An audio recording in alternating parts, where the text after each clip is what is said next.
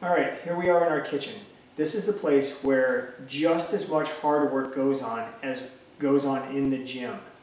You have to do as much work here in the kitchen and really working hard on your nutrition to get the results from any of Beachbody's programs as you do in the gym. As I've mentioned before, you simply cannot out-train bad nutrition. So what we're going to do here today is we're going to talk a little bit about the basics of nutrition and show you how we make a very simple meal. These are the types of things that I eat every day. And we've had guests come over and say, wow, do you eat like this all the time? Yes, all the time, because this is what helps us get the results that we want and maintain the results that we want.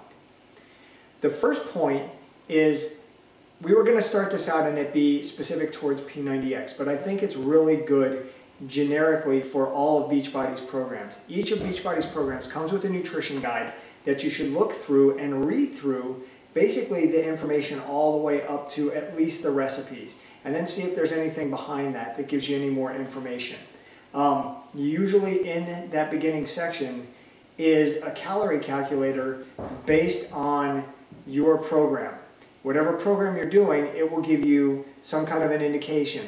So it's going to be different for doing P90X, or if you're doing Insanity, or for Body Beast. Body Beast in particular is meant to help you gain weight and bulk up. So the numbers are going to be different. But the basics in the types of food that you should eat are the same. And those things revolve around lean meats, fresh vegetables, leafy greens, whole grains, fruits, and nuts. If you'll stick to those things and eat them in the right portions for the program that you're doing, you can get some pretty amazing results. All right, let's talk a little bit about portion control. Portion control is huge. There are so many people who eyeball foods, they guesstimate, and guesstimating at your portions is not necessarily going to work. People think that they're eating a portion of pasta. They think that they're eating a portion of chicken, when in reality, they're eating 2 and 3 and 4 portions of something. On some things, like lettuce and vegetables and things like that, that's not that big a deal because an entire head of lettuce only has about 30 calories in it.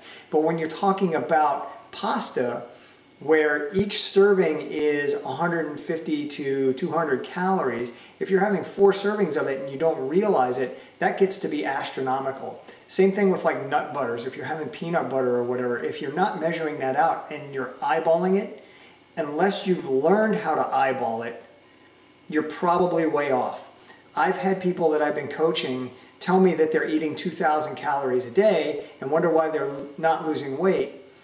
When I finally get them to actually measure their portions, they find out they're eating 3,500 to 4,000 calories a day. And the light kind of goes on. So the tools of the trade really for measuring are, I use measuring spoons. These help me a lot with things like salad dressings because a lot of salad dressings are very calorie dense. The half-cup measuring cup. This thing is great for rice, for quinoa, for cereals, oatmeal, things like that. Gives you a chance to see what an actual portion of these things look like and to be able to track it accurately. And one of my favorites is my digital food scale. These are not really all that expensive. You can get a fairly cheap one and it will give you a fairly accurate way to measure out portions of things like lean meats. That's really important because a lot of lean meats can be very calorie dense as well. You want to try to stick to things that are not. You want to try to get cuts of meat that are about 120 to 140 calories per serving. Some of them are upwards of, like some of the ground turkey that I use is 170 calories a serving.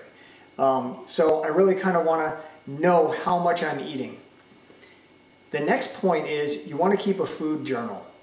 You want to log everything that you do into your food journal, everything that you eat, and that includes all your bites, licks, and tastes, everything that you're eating throughout the day, because those things can add up as well. Some of the best websites, Beachbody has a food tracker that you can use. There's a couple others that are really popular. MyFitnessPal is huge. It's got a really big database, and it's free, as is Fat Secret, and both of them have good apps for smartphones. I use mine continuously. I put everything that I eat into my app and my smartphone, and so I can always check and see where I am calorically throughout the day. By knowing exactly how many calories you're having, when you're struggling, when you're on a plateau, when you're not losing weight or you're not gaining the weight that you want or whatever, it allows you to make the small adjustments that you need to make. If you're guesstimating at it, you don't know if you're correcting in the right direction. You also don't know if you're being consistent in the right direction. So at least for the first phase of your program, whatever program that is, I highly recommend measuring and weighing your portions out so that you learn how to do that. And it really doesn't take very long to do. All right, so we're going to get into a very basic meal. A very basic meal is lean meats, a salad or vegetables, and maybe a grain like quinoa or rice. So that's what I'm fixing tonight. Starting out with some chicken breasts. And I've already cut these down, but I'll show you that I've weighed each one out. And if you look at these, each one of these is just around 4.5 ounces, 4.6, 4.7 ounces. Maybe a little bit less, maybe a little bit more. You can see that one's 4.4, 4.3. So what I normally do with those is I round up. I'll count each one of these as 5 ounces of chicken. People ask, how can you eat the same thing all the time? Don't you get bored with it? Well, there's a lot of different spices that you can put on these, and we have a lot of these. This rosemary garlic grinder is a really good one. Montreal steak, there's Montreal chicken, there's different flavors that you can put on it. And these are the things that can help you to keep your meals feel like they're a little bit varied when you're still sticking to a very basic and simple format. So I just shake a little bit of this out onto each one of these.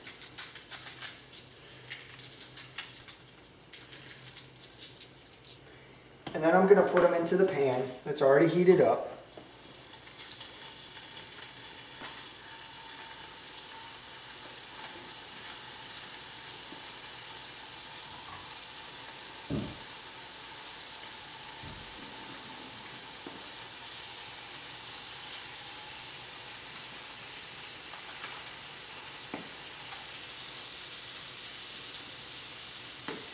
Shake a little bit more onto the other side.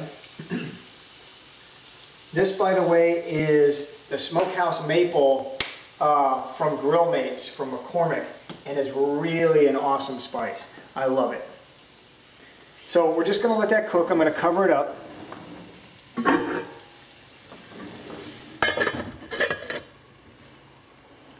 And leave that for a few minutes. All right, while the chicken's cooking, for a side, one of the two sides that I have is my salad. In here, I've already shredded. This is about 2 cups of romaine lettuce. Living in Southern California, we're very fortunate to have a lot of farmers markets. If you can get out to a farmers market and get locally grown produce, it's so much better than what you can get in the grocery store, just in the way that it tastes. That's my opinion on it. This is about 2 cups.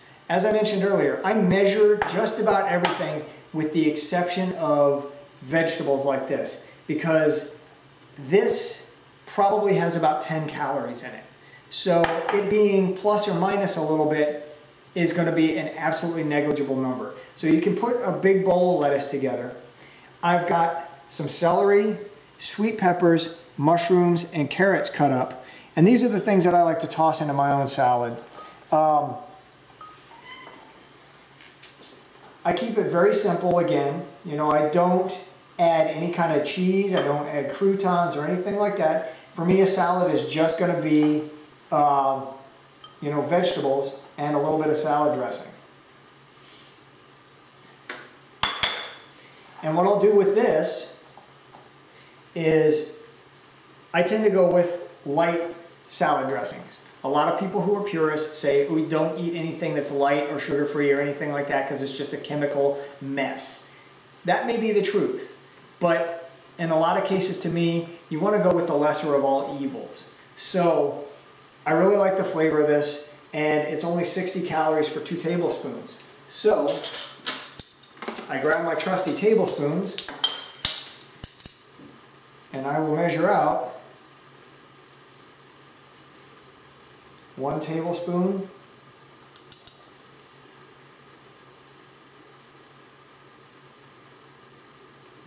That's about it for that bottle, 2 tablespoons. And there's 1 serving of salad dressing on there. And I know exactly how much it is. I'm not guesstimating at it. I'm not overdoing it by, 2 or 3 servings and ending up with a big pile of salad dressing. Plus, if I don't drown in it, I still get some of the flavor of those fresh vegetables, which I really like. I just want to share with you that there are other options as to doing salads. You don't always have to stay with leafy greens, the typical lettuce, and veggies on top of that. You can do all different manners and get different flavors from it.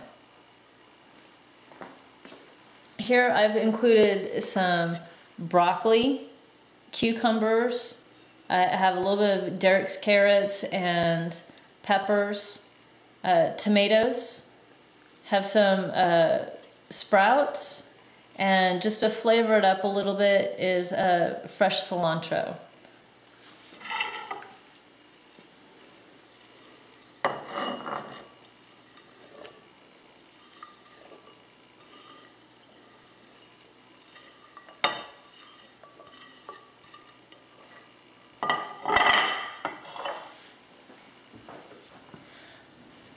I also want to give you a little bit of an option as to the salad dressings.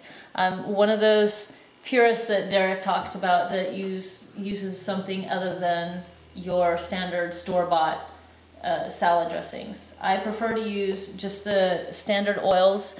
You can use olive oil, toasted sesame oil, grapeseed oil. There's all different oils and they're all going to offer a different flavor. They're all 120 calories per tablespoon. It honestly doesn't matter which one you use, but they're all considered a healthier fat. You do want to stay to the cold pressed is considered the healthier version of the different oils. I do use less than 2 tablespoons. It's, for me, I like the flavor of the veggies. I used a little bit less than a tablespoon of the olive oil, and with the balsamic vinaigrette is one of my favorites. Honestly, there's no measuring needed with this. You just sprinkle on a little bit. And like Derek does with his chicken, I usually put a little bit of spice on my actual salad dressing, or on my salad. And that too, you can use any kind of spices. This is just, it has a little bit of a lime flavor, so it tends to be one of my favorites. All right, the final piece is putting this all together. We had already fixed the quinoa. That was sitting and it's already been cooked. One of the key points in something like this is to cook more than just one meal at a time. If you're going to be spending time in the kitchen, it's easier to cook several chicken breasts at once and then refrigerate them. It's easier to cook a whole pot of quinoa. So after I cook it, I tend to measure it out to right about a half. And that's close enough to a half. So there's that. Set that to the side.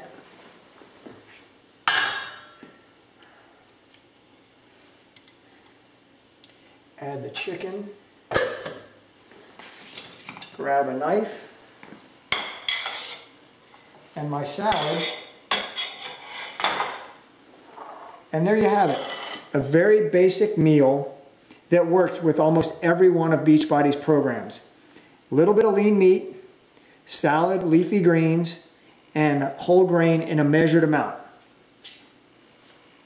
If you keep to this type of meal and you have this for lunch and dinner, there are other options as well. I mean, for instead of a salad, you can take frozen vegetables and have those. I'll tend to do those as well. Some of the things to eat in between your meals, your snacks. You should generally have 3 meals a day. Breakfast, I tend to stick with things like, when I'm on the road, oatmeal is really good because it comes in individual packets and it's easy to measure. When I'm at home, I like liquid egg whites. I'll have 2 servings of liquid egg whites and 1 egg and scramble those together, something like that, and a little bit of dry cereal. Again, in measured amounts. But in between meals, you also have to have your snacks. And you want to have those because if you keep eating in small amounts throughout the day, it's going to help you from getting hungry. And if you let yourself get to the point where you're really hungry, when you get to a meal, you tend to overeat. And that's when you're going to go outside of your calorie limits.